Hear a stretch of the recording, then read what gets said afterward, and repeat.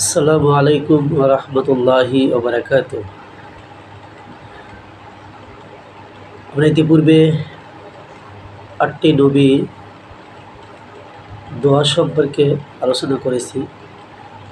আজকে যে নবীর দোয়া সম্পর্কে আলোচনা করব, দাউদ আলাইহিস সালাতু ওয়াস সালাম।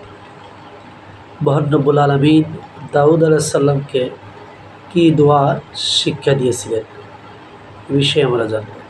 তো আসি। রব্বানা আফরিগ আলাইনা সাবরা ওয়া সাব্বিত আকদামানা ওয়ানসুরনা আলাল কওমিল কাফিরিন। অর্থ, হে আমাদের প্রতিপালক, তুমি আমাদের ধৈর্য দান করো, আমাদের পা অবিচলিত রাখো এবং কাফির সম্প্রদায়ের বিরুদ্ধে আমাদেরকে সাহায্য দান করো।